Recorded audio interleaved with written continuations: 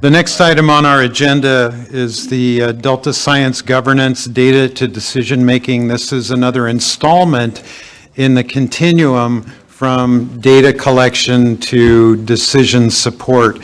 Lauren Hastings with the Delta Science Program is going to introduce our panelists and introduce the topic for today's discussion.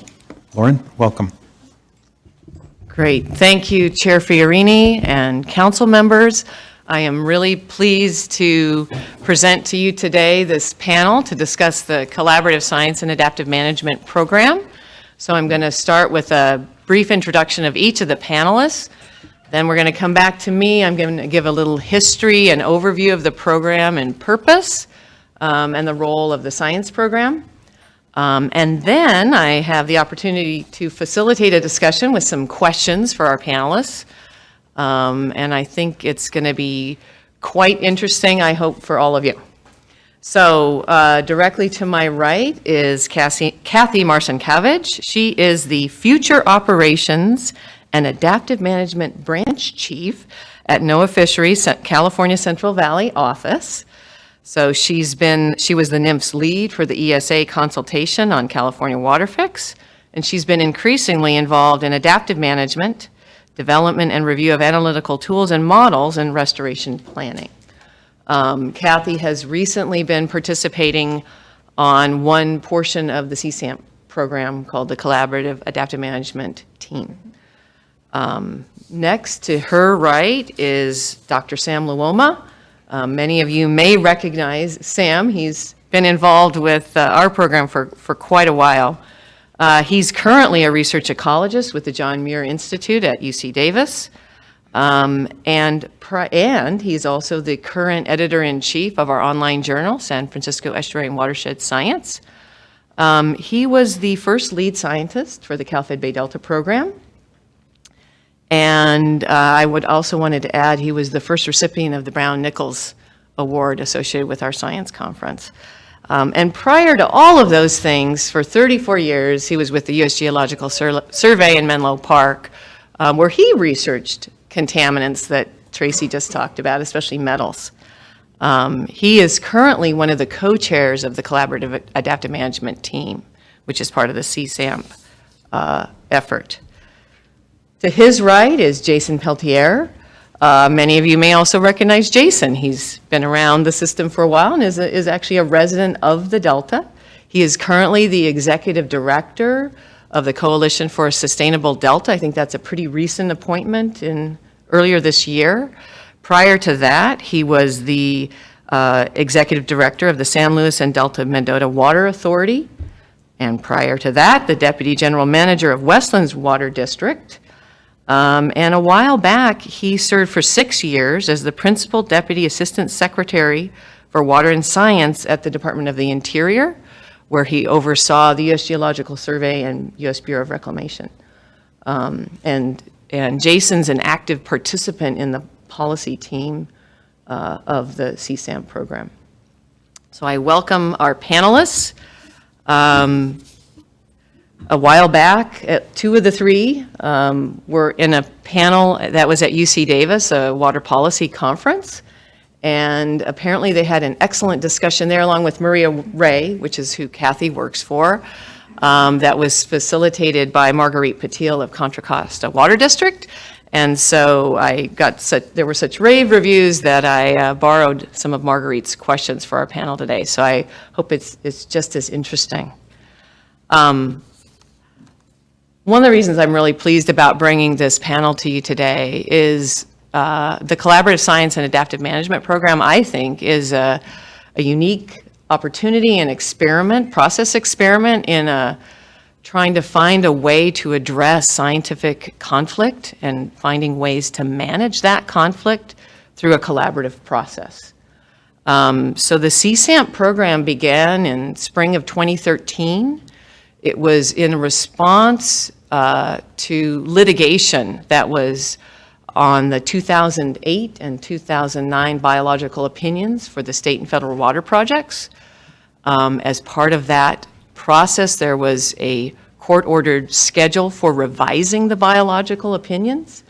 and the fish and water management agencies, 5 of them, came together, developed this proposal for this collaborative science and adaptive management program, and brought that motion to the judge and asked for an extension of the time period to revise those biological opinions.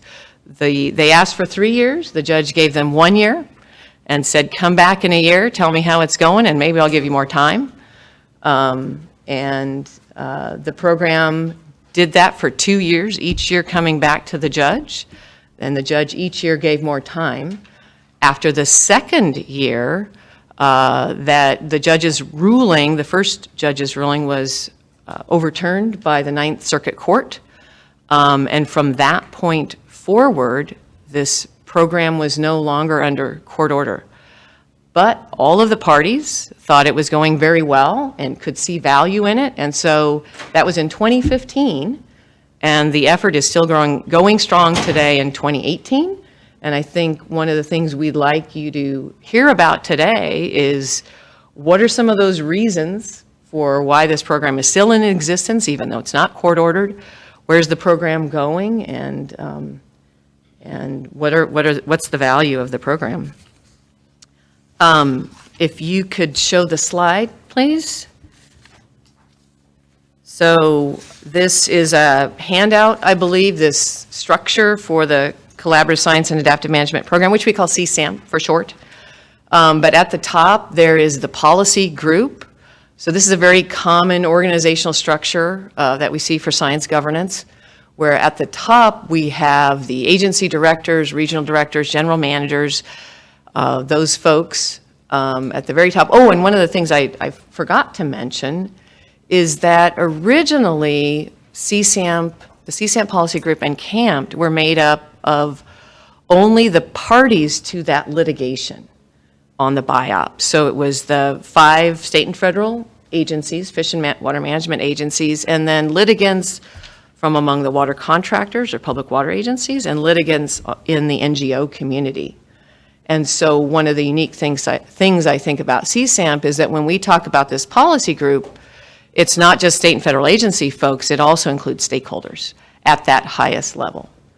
Below that level is CAMP, or the Collaborative Adaptive Management Team. That team consists of senior scientists and high-level managers that report to the policy group, and that I think the bulk of the work is done at CAMP. That's where Sam Luoma is a current co-chair of CAMP. The other co-chair is Frances Brewster with the Santa Clara Valley Water District. She was unable to participate today. But from the beginning, CAMP has been co-chaired by an NGO representative and by a water contractor representative. It is facilitated. From the beginning, it's been a facilitated group, as is the policy group. The current facilitator is also the program manager, Bruce DeGennaro, who many of you have heard of. But I think that's an effective part of this structure. Underneath the CAMP, we have 2 scoping teams that are currently active, the Delta Smelt scoping team, kind of reflecting again that initial nature that we were talking about, the smelt biological opinion, and then likewise for the salmon biological opinion, we had a salmon scoping team. Now those groups consist of folks, we're getting closer and closer to actual scientists, down from directors to high-level managers to agency and stakeholder scientists, and finally down to technical experts. So these 2 scoping teams are tasked with identifying the species-based aspects of what this program does. Off to the side, you see the Delta Science Program. The science program's role from the beginning, we were asked to participate, even though we were not part of the initial motivation for this. We were asked to participate at the CAMP and scoping team level, kind of to bring forward the science program processes that we promote, where we have certain mechanisms that we use in the science program in terms of peer review and approaches to doing science, that we were asked to promote those. provide guidance, help identifying technical expertise, and also we provide peer review as requested for certain camped products. And more recently, Scott Brandel, who's here in the audience on the Delta Science Program staff, has been working with the SMELT scoping team, CAMPT, and the CSAMP policy group to try to find a way, what we call a policy science forum, to bring forward this scientific information in a more accessible way. And so that happened at the most recent policy group meeting. And it's, again, kind of an experiment in how can we do this better? In this spirit of data decision-making, how can we better bring this scientific information to policymakers in a way that they can understand and then utilize? I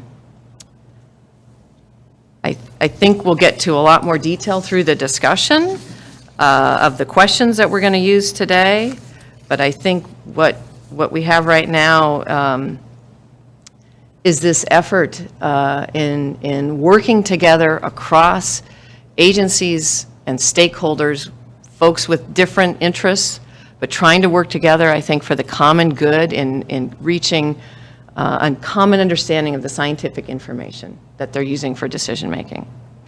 So I'm going to start with some questions that we've provided to the panel in advance and just ask our panelists to respond as they choose.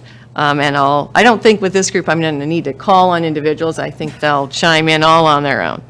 But the first question is, how useful has the CSAMP process been in resolving difficult scientific issues? And what has impeded or bolstered that usefulness? So I don't know which of you would like to start. I think Jason's been around the longest. Oh, and then also a reminder to turn your microphones on with this little button right here. That button. I think the most exciting thing about CSAMP and CAMPT is, particularly for CSAMP, it is the only table around which, related to the Delta, that I'm aware of, that around which you have agency heads, heads of water organizations, heads of NGOs, leaders in NGOs, working together. And DPIC is almost there, but we kids don't get to sit at that table. In the case of CSAMP, we're all working together, and I think in communicating together and finding common interests and concerns, and it's really healthy. We should have more. There should be another, in my mind, another body kind of like CSAMP so we're focused on science and resolving science issues. And there should be another body like that of agency heads and NGOs and water folks that is focused on getting things done in the Delta, the habitat work and dealing with all the multiple stressors that are out there. We don't have a well-organized effort in that regard. We have a lot of individual efforts, but it's a needed, an area of need that I can see. So there is the uniqueness of that table, and I think it helps us overcome. We all know we've got a broken system in many ways here. All interests or fear the broken system and the implications of it, but we've also got a lot of broken processes, or processes that are going off in their own directions, but all of them strangely tied back to the co-equal goals one way or another. So, but all these different processes are not leading us in a good, healthy direction to do what I think is the most important thing that we can be doing right now, which is focus on making the existing system work. We spend a lot of time around the edges of that, but we need to dive in deep, and I think the CSAMP is a great kind of model for doing that. I would credit the fish agencies for maintaining and keeping CSAMP going, because that's right, when the Ninth Circuit overturned the district rulings out of Fresno, it was not on the basis that, my understanding of it is, and my degree's in agriculture from Chico, so take it for what it's worth.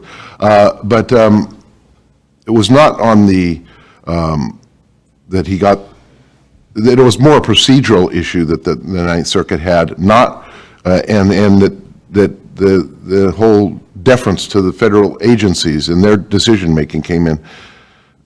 So it wasn't overturned on a substantive basis, if you will, in my mind. But one thing that the trial did show very clearly is how deeply divided we were, and how we have a mountain, very rich, data-rich environment with a mountain of information, very little agreement on that. In fact, diametrically opposed views of what that same data means. And that, exposing that is what has led us, I think, to CSAMP and trying to find some more common ground, because that it's that uncertainty that is horrible for everybody. It's horrible for the fish agencies and the regulators, and if we can overcome it in just a little way with CSAMP, we're adding some real value.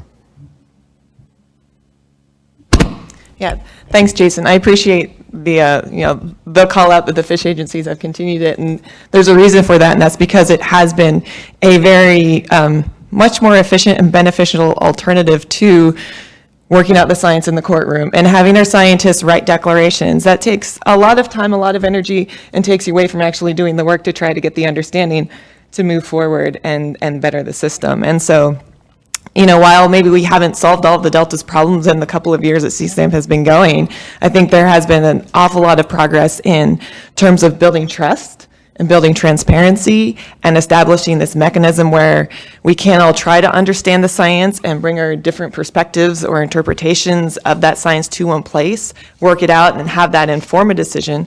It may be that, not everybody agrees with what that decision is ultimately in the end, but then they've got an understanding of how an agency got there, and then maybe what needs to be kind of done in the future to address concerns with that.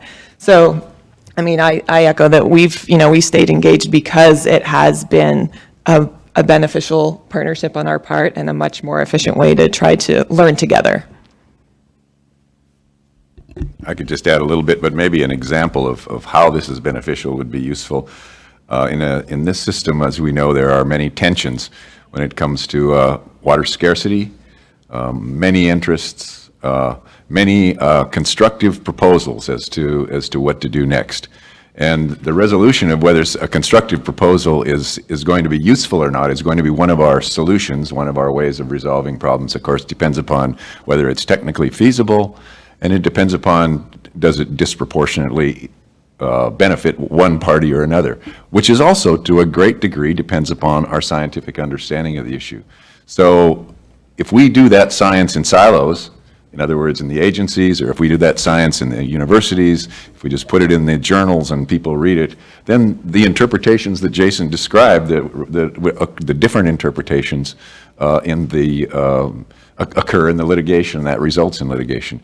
But what we've done, what I've seen this done in the years that I've been there, is again, this collaboration, this discussion of these technical issues amongst all parties. The data's on the table. We're discussing whether or not to do, for example, a certain kind of action or to support a certain kind of action. The data's on the table. We're all discussing it, and we find that our differences narrow. We all see the same data. We do have differences. We're not going to resolve those differences because there are different interests. And every interests influence interpretations where there are uncertainties. But our differences narrow considerably. And I think the kind of proof is in the pudding as we've started to support some what I think are real adaptive management actions in the last few years. And that has led us actually to a new way of doing science. But one of the things we've learned is that you can't do, since 1999 we've been talking about adaptive management actions in this system. And one of the things that I've learned in the last couple, you can't do those unless everybody's at the table, because somebody always gets in the way of making a change in the system, even if it's a small one. And so having everybody at the table, finding a way to agree on what to do and how to monitor it and how to follow it forward is just an example of some of the positive things that can come out of this collaboration. If I could drill down on the disagreement thing, because I think thank you. The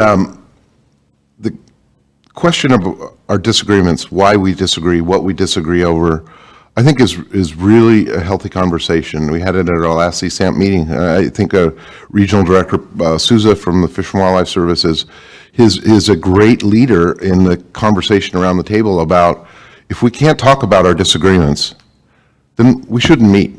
So talking about our disagreements is, we need to understand why we disagree if we have any hope, if we're ever to have hope that we're going to come to agreement. And the disagreements and the different conclusions about what the data in front of us says, what opinions we can form based on the data we're looking at is, it's all over the board. It depends on your history, your area of focus, and it's that the fact that we have so much disagreement in this system about what the science says, in my mind, leads the regulators down a very conservative path, and it leads the people that want to do good things in the ecosystem down a very conservative path. We don't know. We're going to try and restore some habitat. Is it going to be good or bad? Are there going to be unintended consequences? So on the water operations side, we've had 20 years of increasing restrictions on the projects because that's a knob that can be turned, and because the regulators, out of an abundance of caution, with all the uncertainty, want to take action, and it hasn't worked. I mean, the fact that it's another reason why we continue to exist, and why I think the fishery agent, they might never admit it because they believe in their biological opinion, but the reality is the regulatory regime has failed us. It's failed the fish, and it's failed the human side of the equation on many levels. So it's that recognition, I think, out of the fishery agencies that we need a new approach, and much better to get a new approach, new thinking, new path forward together, rather than having a not invented here kind of conversation all over and over again. So is this new approach working? If I What could do you add think? one thing to one maybe alternative view of those words, I think in terms of the biological opinions, I think we would say, it could be argued the other way too, that they're necessary but not sufficient. So I agree. The conclusion from that is we need to add on to this. We need to add on to the existing regulations. We need to understand more where they're working and where they're not. They are working in some places. We do have evidence of that. That's a place we disagree. But what we do agree on is that they're not sufficient for recovery. That also the evidence supports. And that's where we need to go to other things, try other actions, and try alternative things that we agree can be constructive. So I think what many of you have been finding is that this collaborative science approach takes time. It takes time, it takes money, it takes a lot of effort. Is it worth it?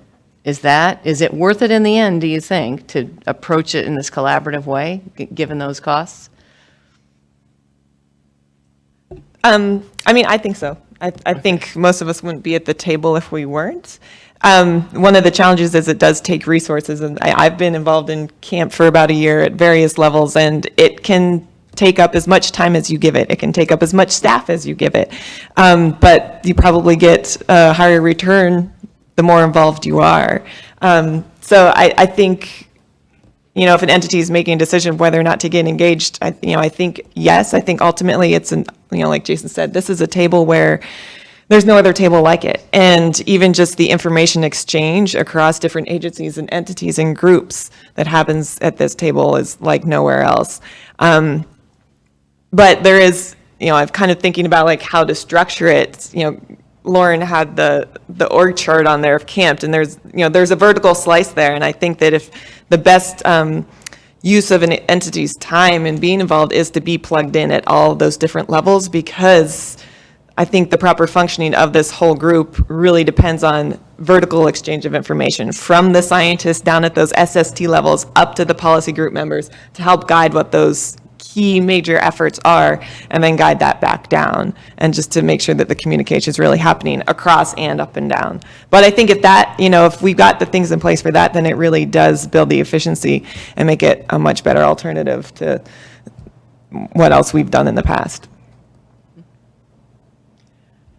I think that's correct. I think that scientifically, as scientists, we've always said, well, we've got to communicate better with policymakers, and we've had that discussion here as to how to do that.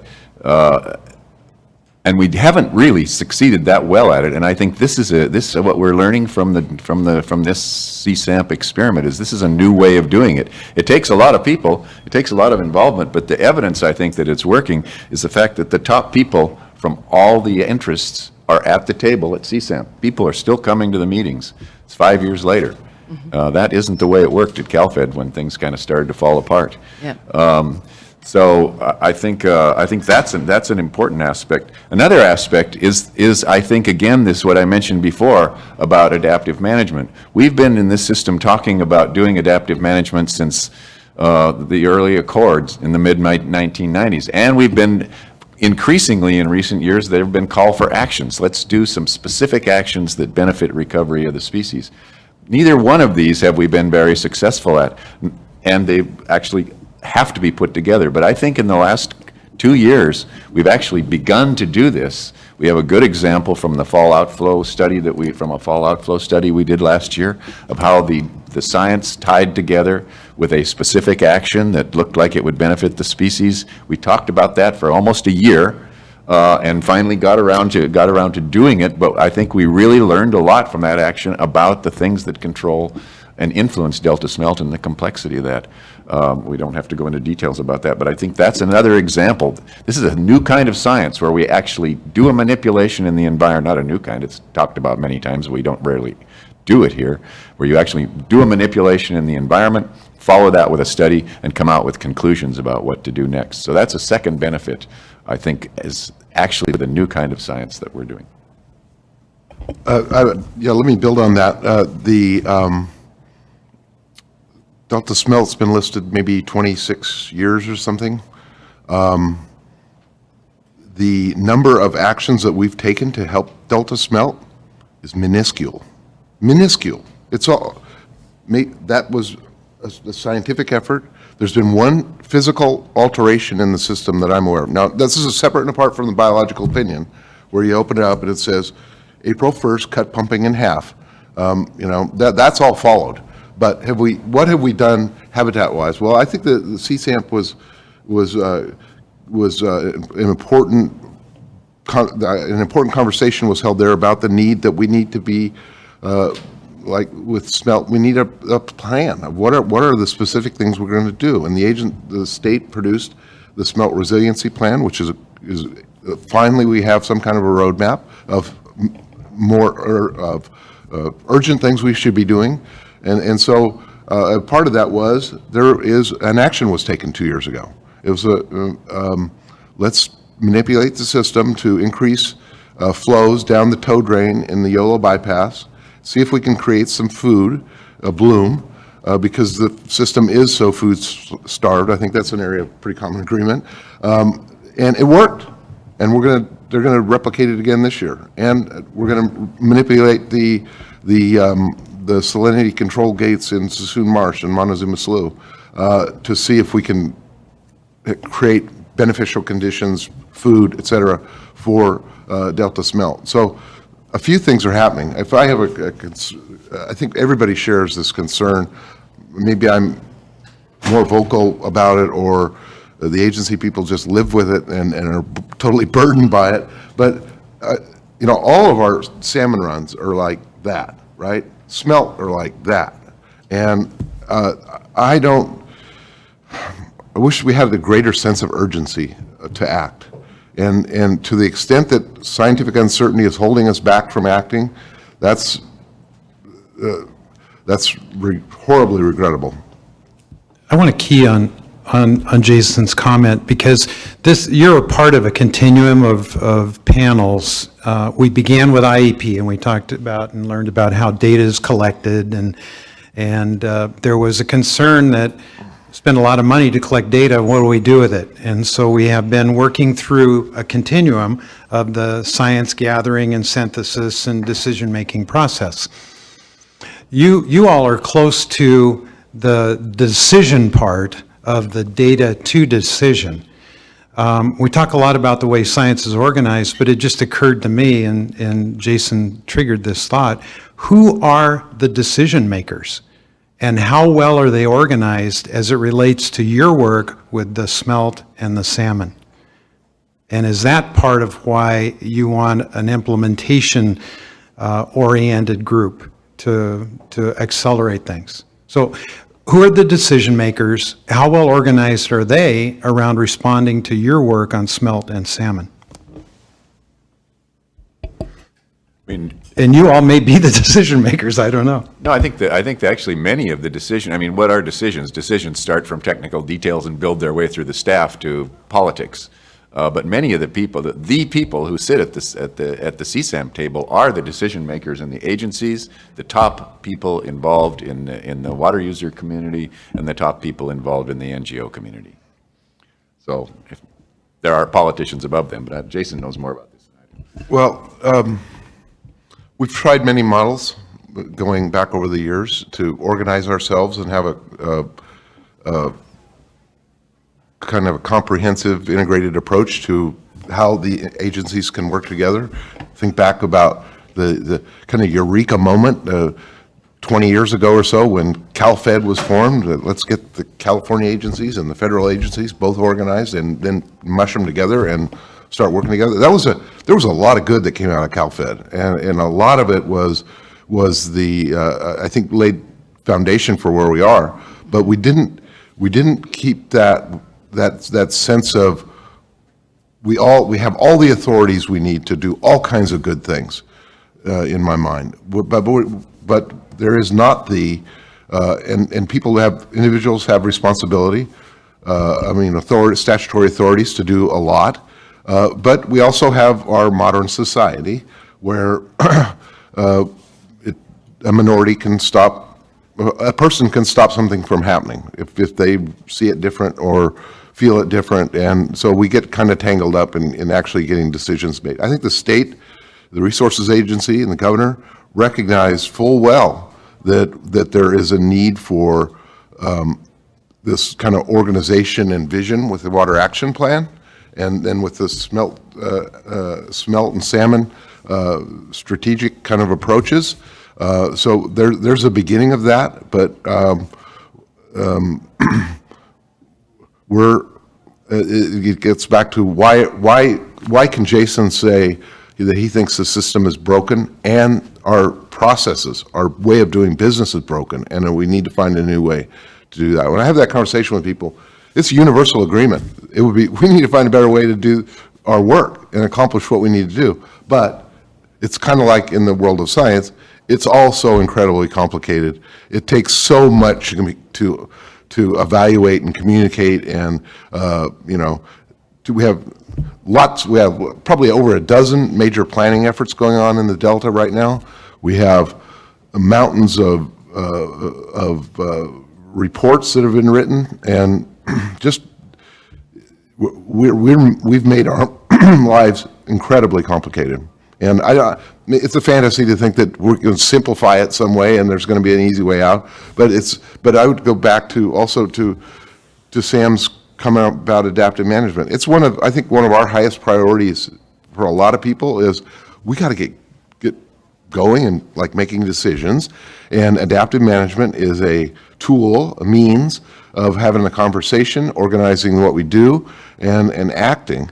It is limited by all the uncertainty for sure, but the answers I think we're going to find in the future are probably in the area of adaptive management and making decisions on a system-wide basis rather than species by species, and having a better connectedness between all of our processes. Kind of wandered around on that, but that maybe exemplifies why it's complicated. What are we accomplishing? I would add to that collaborative science and collaborative processes are inherently inefficient. We aren't going to be able to do this with a silver bullet and it's done. But that's California water. They're inherently inefficient. That requires some patience. And I hope people can stick with it.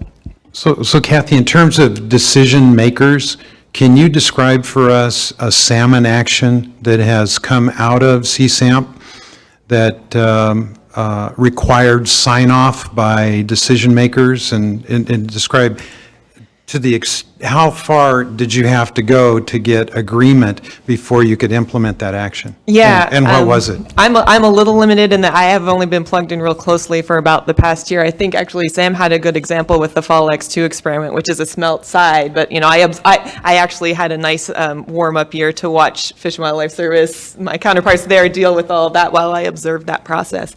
But I think he's right. Like, the decision makers for that are the ones at the table at the policy group. Working out the technical aspects of it at the camp level with the managers who would, be the people to sign off on, whether it be like change petitions or reinitiation of components of the biological opinion or whatever permitting steps needed to be taken to do that, tended to be worked out at that group and at the science, the scoping team level. With a lot of, again, communication up and down that, up to the regional director to say, this is what we're looking at doing, here's why, here's where we've kind of vetted it, here's what we expect to maybe get out of it, these are the costs of doing it. We've generally worked it out, or we've got disagreement, here's who's expressing disagreement and why. But, let's follow through the processes of doing it. We are constrained, the regulatory agencies are constrained by the statutory protocols that we've got within the statutes that we uphold. So even just working within the group to make that clear to people, no, we can't do that yet, here's why. And that's actually one thing that I've maybe observed and gets to Sam's last point is collaborative science takes time. And interfacing that with agency actions, be they the permitting agencies or otherwise, it needs to be worked into the timeline. So if an action agency is like, we'd like to do this thing, let's take it to CSAMP or some other collaborative group to vet it, see how it goes. That's great. But I feel like we are sometimes just lagging or scrambling to try to incorporate that collaborative science process into an action and then get it permitted. And we haven't worked out those growing pains yet, I think, with this group. It's there, and we got through it through the Fall X2, but it was a little painful even to watch from the outside. And hopefully we can kind of streamline that a little bit. I can give you an example, though, and it doesn't relate to a project, but the continuum that Sam talked about, it starts small and the ideas grow and build, and then they get resources and decisions are made. This is more at the bottom end of that process, but CAMP organized and sponsored a day-long salmon workshop in Davis here a month or so ago. And it was pretty amazing conversation. It was about 80 people at 10 tables, and we basically had set questions for each table, and we rotated in a way that we got all mixed up all the time. But the crowd held, it probably diminished to 70 people after, by 4 o'clock after 8 hours. I think that thing that we did, that organizing that workshop, and I think I know it's the first of more, because we need to have I think we need a 2-day workshop on how we're going to deal with all the other stressors out there and expand our horizon of where we can and should be taking action. But it showed me, and I think everybody, that those 80 people, why did they invest a day in this conversation, a structured conversation about science aspects of salmon management that will lead to recovery? It's because we provided a place and a structure, and people came from. You had people that run, field people that run boats and take samples, to lab people, to managers, from throughout the agencies involved with the Delta, including NGOs and water sector folks, and that was a great accomplishment in terms of in my mind, in terms of the way we can promote a conversation that will actually lead us somewhere. Because out of it, I think, grows more of this. What I think we all need to share is this sense of urgency about doing something. And that was clear in those conversations.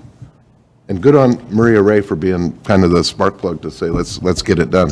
Yeah, and the focus on that, we really wanted to get the decision makers in the room with the scientists, talking face to face. And that's why we mixed up the tables and we kind of purposely saw who got what number when they came in to make sure that they weren't at the table with other scientists, that they were interfacing with the decision makers and the manager so they could really talk about what are the key management challenges, what have you got going on in science that can maybe inform that, where we've just kind of been talking past each other, asking the same question in a different way. Great. Ken? Yeah, I want to follow up on Randy's question, because we've had a lot of comments, and not from just the council, but from panels. Everybody's pointing to everybody else as, well, you're the decision maker, and, well, no, you're the decision maker. And it seems like we need to distinguish between a stakeholder process and the decision makers. And it seems like you've got a very successful stakeholder process that was spurred by the court to say, I don't want you guys to keep conflict science, and go in a room and you figure it out yourselves. And that sounds successful, and you came to some kind of, critical mass where, hey, we're all going to try and solve this. But Kathy, you and the wildlife agencies are the sole decision makers in this.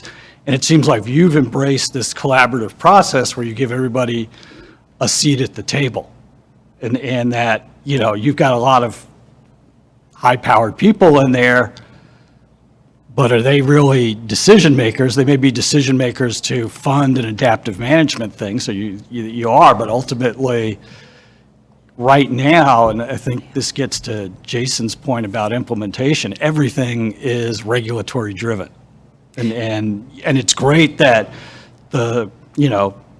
your agency and the service and the resources agency have taken this collaborative approach.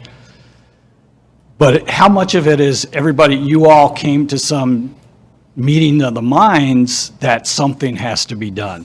And that, was that kind of was that a big moment? Is that why the process continued after the BIOP was reversed, the decision was reversed? Because that gets, there's a lot of other contentious issues. Maybe did you get the major contention out of the process and everybody's solution focused now? And then the emotion's gone and you can be reasonable and you got the money at the table. That helps. And that's part of the problem we face, is that the money is in the permitting process. It's not in sort of broader ecosystem restoration, so you could actually do things. So maybe if you all can respond to that, if that's a slightly different perspective that I'm offering.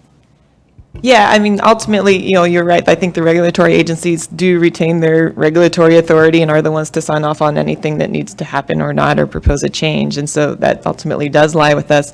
But, this model in terms of having different people at the table, the decision makers from other places, and feeling, having their input, building up a trust, learning together, building an understanding, I think has just been beneficial enough that we are mirroring something. There's a similar effort starting to take shape in the Upper Sacramento with some of those stakeholders and the regulatory agencies and Bureau of Reclamation in moving something forward there that may ultimately merge with CSAMP or mirror it. And I do think that my understanding from talking with others, and maybe Jason and Sam can give some insight on this too, is that after the remand was lifted, there was maybe just a sense of calm over the group in a way, because it wasn't under that cloud of court order, figure something out, and if you don't, then the judge won't give you your extension, and we're back at this combat science, which isn't beneficial for anybody.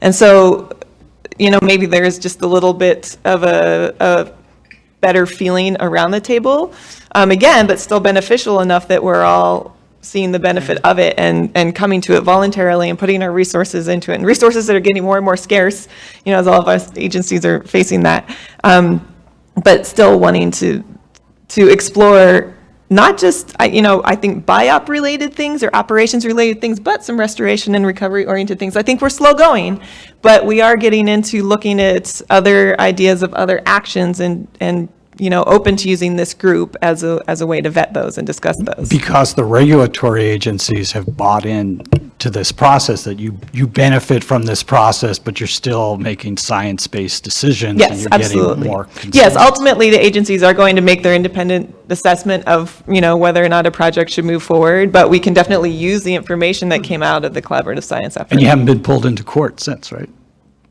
On that specific component, no. Yeah. Yes. We're all in court on something. I would say, on the money thing, we all need to recognize that that picture is evolving and is changing very quickly, in the sense that with the passage of the bond in the spring, the potential passage of the bond in the fall, we potentially have hundreds of millions of dollars. I don't know what the number is, but lots of money to do lots of good things with this ecosystem, from the headwaters to the bay. So let's recognize and gear up for how we're going to make decisions relative to that money. And let's try a new approach of a little more openness than what we saw in Prop 1. I'm not talking about Water Commission, but just in general, how the responsible agencies come up with their priorities and spend that money is something we all need to be more involved with. But on the decision-making, it's not one of these things, It's not me, it's somebody else that's making the decision. It's more one of these things where we're all putting our arms around each other. Because, for instance, NIMS has a responsibility under the Act for salmon. And they are on this JAG, that's kind of derogatory, of being, it's all about temperature management. That is, it looks like that from the outside. A huge emphasis on temperature management, a huge emphasis on manipulating Shasta, and in our eyes, making it much smaller and for all purposes. But they can't just say, well, they kind of are. Bureau, don't lower Shasta. But they can't say that without having a lot more conversations, because then you've got Fish and Wildlife Service saying, no, we need the water to come out of Shasta for flow to help the smelt. And then the Bureau and DWR weigh in and say, do you realize the operational consequence of this and how that ripples out through all the beneficial uses that we're trying to serve?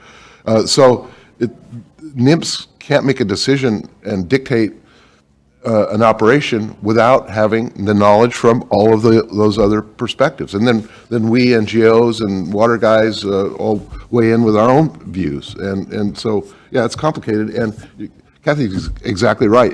That it's building the trust and communication and common understanding is the best path forward. I think if you look at the enterprise workshop that was held, that the Stewardship Council caused to happen a couple years ago, you see that in models of successful large system management. It's the interpersonal, it's the institutional that come together through the people that make things work.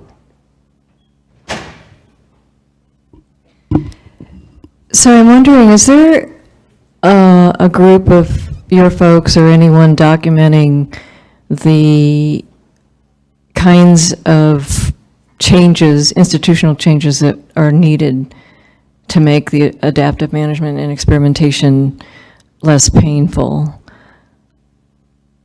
And a second question is there a group documenting the unintended consequences beyond ecosystem response? So, for example, water quality response or water supply reliability.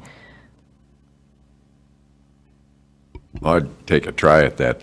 I think we're just learning about the painfulness of adaptive management. I don't think anybody. I mean, the Independent Science Board wrote a paper on adaptive management recently, in which they gave some examples of partial adaptive management experiments. But And most of those examples were just pieces of an adaptive management process.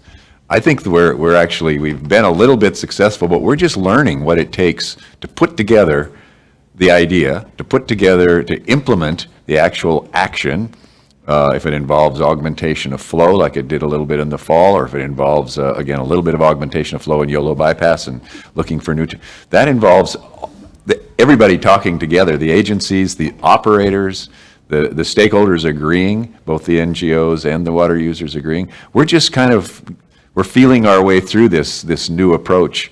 Hopefully, one of the outcomes will be to write about it and to put together a systematic view of how it works. But we're like on experiment 3 of actually doing this, and experiment 1 never came about because we couldn't agree. So experiment 3 of doing experiment 4, maybe it's 5. But it's a small number, and so we're just learning. So I think that's a really good question, and I think you should keep asking that question. So we are forced to think about and document this process, because I think it's an interesting one. It's more complicated than other places where adaptive management has been done. I see an institutional change that could make adaptive management work. I don't know how to do it, but I know what a huge impediment to making adaptive management work is inherently we're cautious and conservative.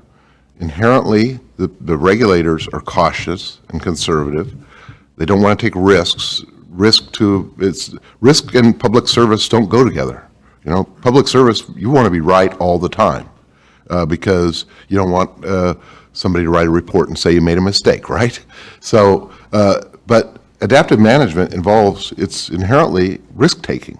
It's what are we going to do different, and how are we going to learn from it? And failure is okay. That failure is okay institutionally is I don't know how you change that, but it is a huge impediment to stepping out and moving forward. That's I think something we have to come to grips with. I don't know. There's been a huge body of work around adaptive management, what it is, how it works, examples, et cetera, but that fundamental is one that I don't know how we can overcome it.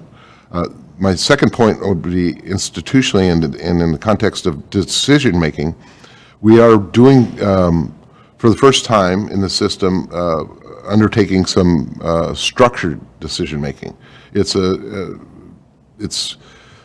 I can't describe it to you. It's a process, but it's a formalized process, and it starts with kind of brainstorming and let's put everything on the table and let's understand, and then have a technical, scientific conversation about what are the implications of that and what's the right vector that we need to go in.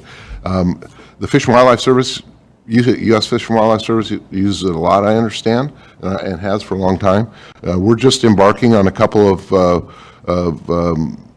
baby steps with structured decision-making. So structured decision-making in a short, if you've got 12 choices amongst things you need to do, it just applies the same criteria to all those choices. That's kind of the simplistic way, but it gets a lot more complicated and also looks more broadly than just the implications. As you mentioned before, the broader implications, the unexpected consequences, et cetera.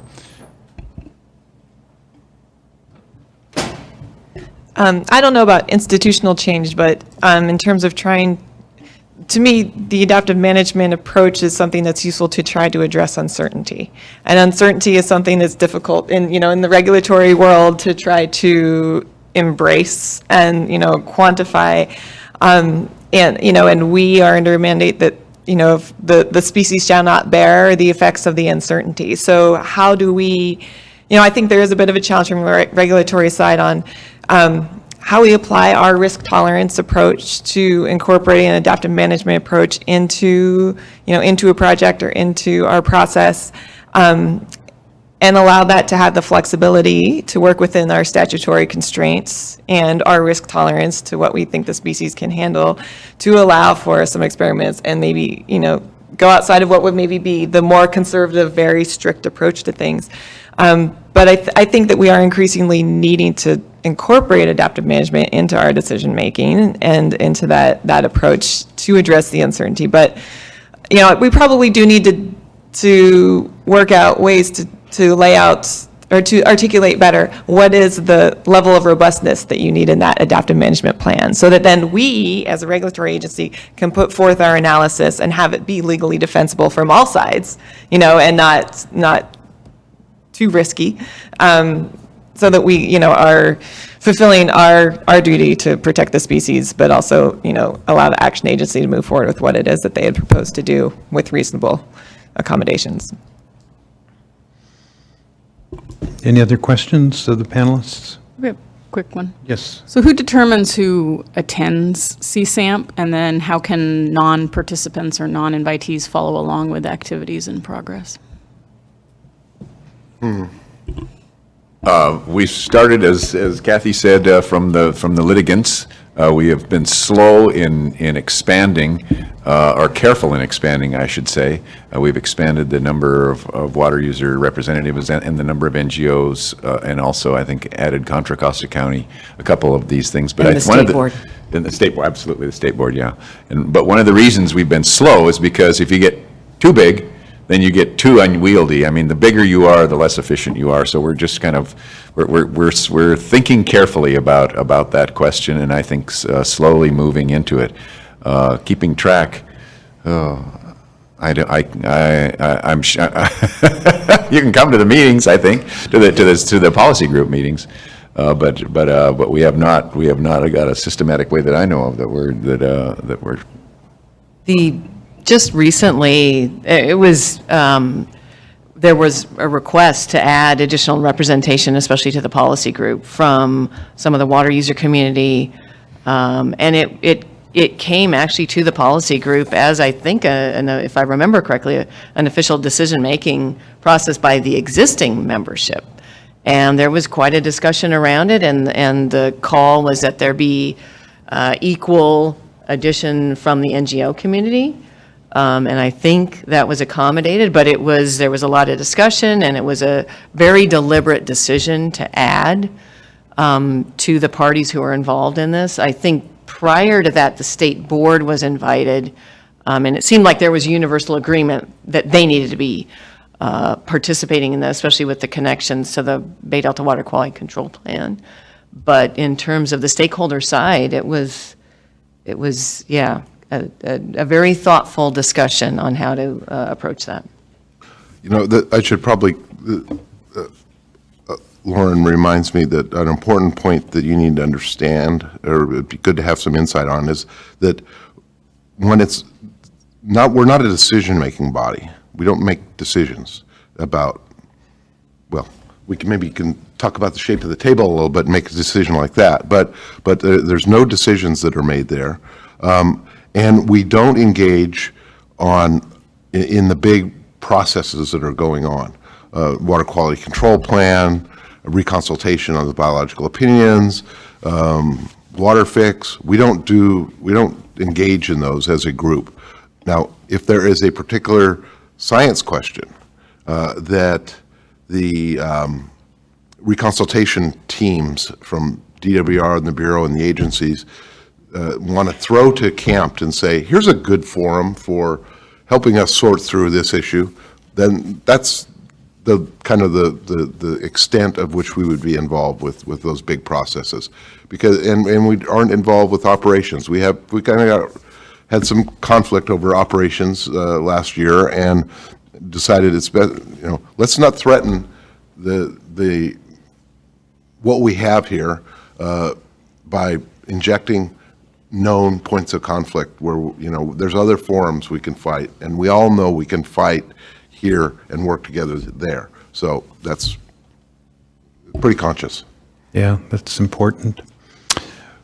John? One other question. So CSAMP and CAMP definitely are really engaged on the adaptive management side, but there's other science going on with the compliance, monitoring, the kind of science that the science program is going to be promoting with Fish and Wildlife for competitive awards for science. So how can we link those so that there's better connection or better interaction across the range of different kinds of science so that we can direct it to make it more effective towards adaptive management in general.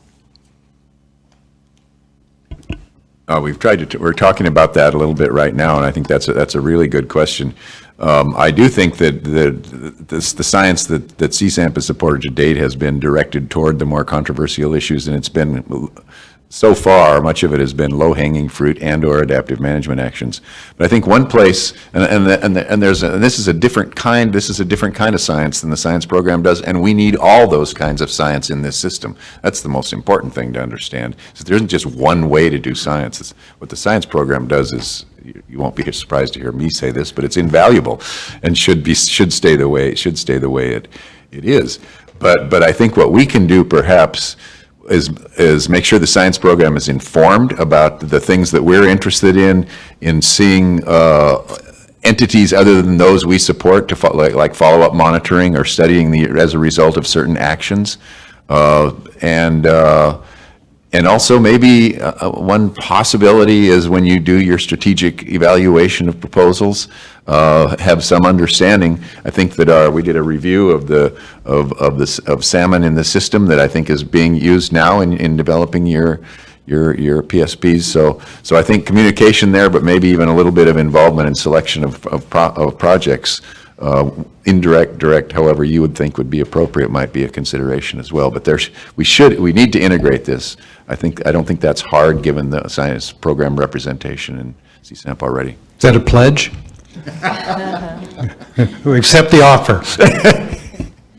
No, one item that the policy group did indicate with some small interviews with all the members was that was the place where there could be advocacy for data and science needs that aren't being explored other places. So I think Sam's point is right. If we identify within the CSAMP or camp group, this is a whole that's really important to management right now, getting that information out to the science program or other efforts, and then someone linking into that saying, great, I have a study that addresses that. That's the perfect link up that we need. Sounds like a good note to end on. Lauren, thanks for organizing the panel. Kathy, Sam, Jason, thank you for a very informative and instructive conversation. Best wishes and continued success, and we look forward to working with you ever so closely into the future.